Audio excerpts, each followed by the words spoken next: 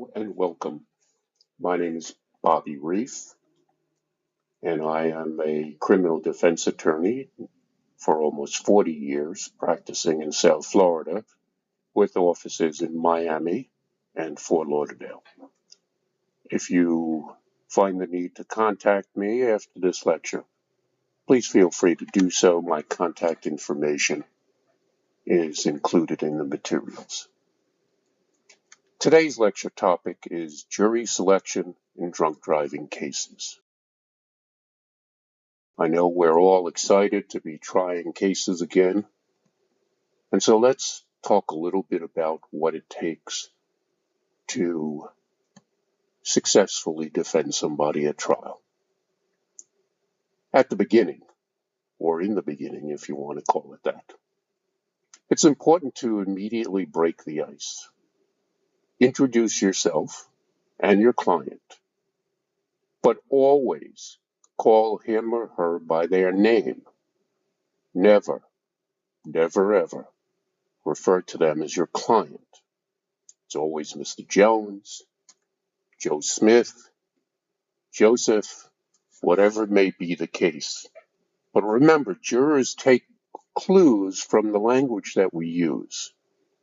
And if they hear wording that is depersonalizing the individual that you are defending, if you are merely referring to them as a commodity and not as an individual, they'll pick up on that. So never refer to them as your client. Always use their name. Encourage the jurors to talk back to you. When I get up, I always point out to jurors, listen, this is the only time that you're allowed to speak up, to talk back to us, to ask questions. Because the bottom line is, once this trial starts, you're not allowed to say anything. And you're really not allowed to ask any questions. So this is your time. This is your chance. This may be your only chance. So please feel free to speak up. Ask the jurors about biases or prejudices that may affect or even prevent them from being fair to Mr. or Mrs. whoever it is.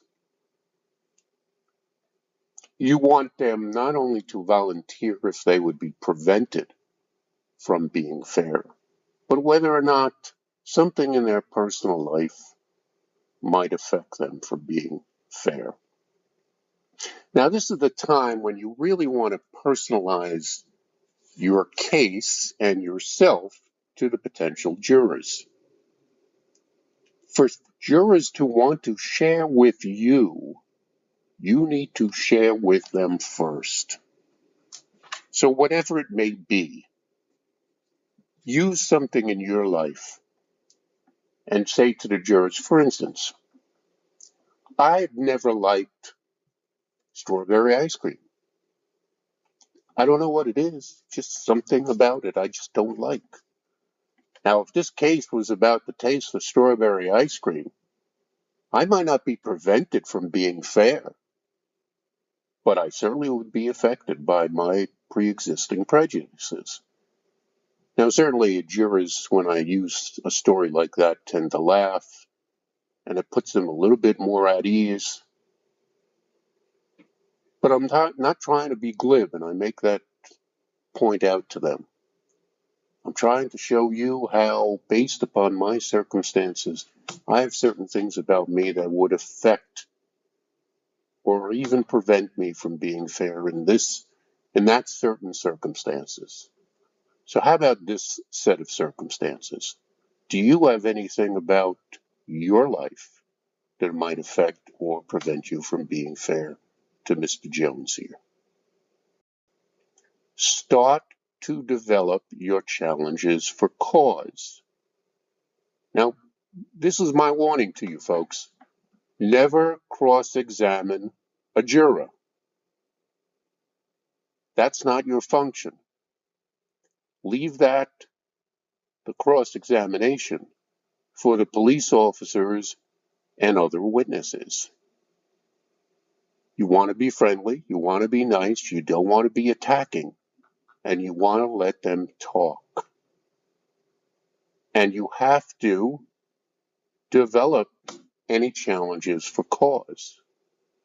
And that's important.